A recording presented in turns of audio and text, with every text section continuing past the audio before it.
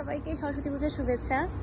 তো প্রতি বছর সরস্বতী পূজার এই দিনটাতে প্রথমে হলের পূজা, তারপরে বুয়েটের পূজা, দেন জগন্নাথ হলের পুকুরের ঠিক মাঝখানে আমাদের ক্যাম্পাসের পূজা, দেন পুরো জগন্নাথ হল জুড়ে অনেকগুলো পূজা মণ্ডপ, অনেকগুলো প্রতিমা দেখে পুরো সরস্বতী পূজার সারাটা দিন, রাতে ডিজে হলের মধ্যে সব মিলায়ে অনেক অনেক বেশি কালারফুল একটা পূজা কাটে। তো এখানে পূজা বেসিক্যালি প্রতিমা সেভাবে থাকে না, যেহেতু এখানে কলেজ টাউন। সো এখানে প্রতিমা না করে নর্মালি ছোট যে বাঙালি কমিউনিটি আছে, এই বাঙালি কমিউনিটির মধ্যে কলকাতা বাঙালি এবং বাংলাদেশের বাঙালি সবাই মিলে সরস্বতী পূজা করার চেষ্টা করে, বা আরও অনেকগুলো পূজা হয়।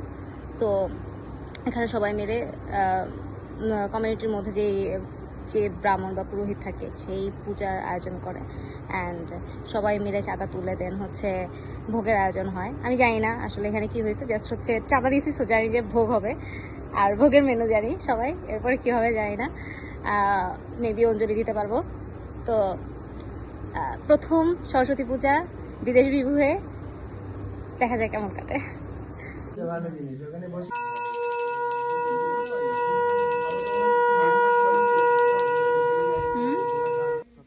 এই হচ্ছে অঞ্জলির ফুল। আমি ফুল নিছিলাম, অদ্রিতাস পাতা নিছিল।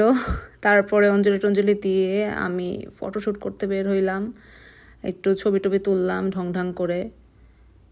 তারপরে সবাই মিলে একসাথে প্রতিমার সাথে ছবি তুললাম, কমিউনিটি ফটো বলা যায় এটাকে।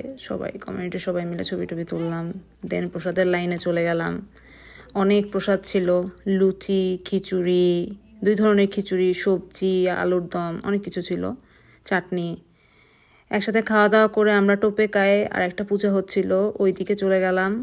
ওখানে একটা এস্টাবলিশ মন্দির আছে, হিন্দু টেম্পল, কিন্তু এখানের পূজাটাকে বলে হচ্ছে বসন্ত পঞ্চমী। সরস্বতী পূজা বলে না, ওরা বসন্ত পঞ্চমী বলে। অ্যান্ড অনেক মূর্তি ছিল। প্রতিদিন সন্ধ্যায় ওখানে পূজা হয়, এবং ওখানের বসন্ত পঞ্চমীর যে আয়োজনটা এটা একটু ডিফারেন্ট ছিল। ওরা যজ্ঞ টজ্ঞ করে পূজা। এখানে খুব সুন্দর প্রসাদ দিছিল, প্রসাদটা খুবই টেস্টি ছিল, কিন্তু আমি কোনো ভিডিও করতে পারিনি, ভুলে গেছিলাম। প্রসাদ দেখে খাওয়া শুরু করছিলাম আসলে। সবশেষে খুব সুন্দর একটা সানসেট দিয়ে দিনটা শেষ হয়েছিল।